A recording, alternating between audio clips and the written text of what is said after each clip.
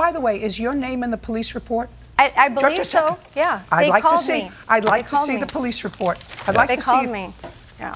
She was a witness with Detective Hall. No, just a minute. I want to see if in the police report, That's when the the original police police responded, was she there or was her name provided later, is my question. That's a copy of the original police report. Okay, so either you're lying or you lied to the police, or Police Officer Ortiz got it wrong, Mr. Hope. Police Officer Ortiz spoke to Connolly, who advised he was riding his bike eastbound when Hope's vehicle was stopped on the side of the road. Hope attempted to exit his car when the driver's side opened. Connolly continued and tried to open his door, not get back in the car. He pulled his vehicle very close to Connolly's rear tire. Witness 2 is an off-duty Los Angeles police officer. He was at Starbucks on the southwest corner of Venice and Cotillia. He said he observed Connolly on his bicycle waiting at the light when Hope drove his vehicle with its front bumper almost touching the rear tire of Connolly's bicycle. Now you can sit down! He said Connolly began screaming obscenities to Hope.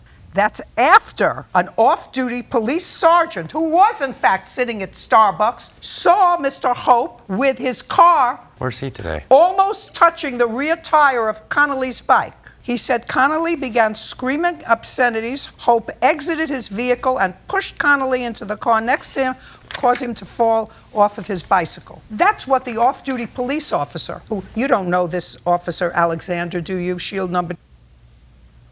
You don't know him, do you? I do know him only as I work in gangs for 25 years, and at Wilshire Division, he was the original commanding officer. So, just a second. So But you know him? He was off duty, and I didn't even know he was there. I mean, I was riding, and he was there with his wife and 2 daughters. So it was just a huge coincidence. He can't lie, so that's what he told the police. Just a second. So you knew him?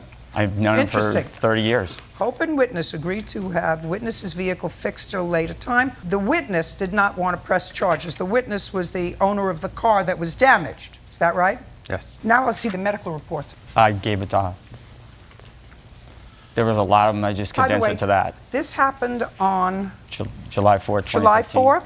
I would like to see the first date that any police officer was given the name of this witness.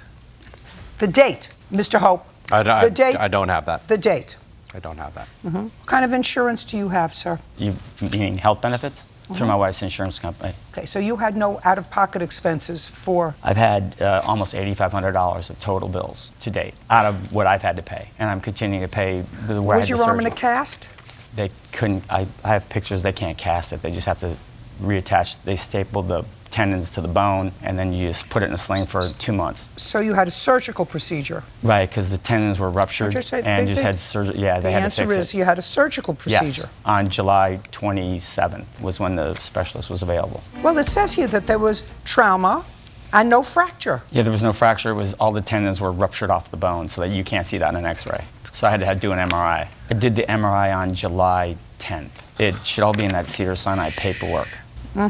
That's it. This is a report dated on the 10th. Left elbow pain after an injury, and what the MRI showed was clearly a near complete rupture of the tendons in the elbow. Judgment for the plaintiff in the amount of $5,000. We're done.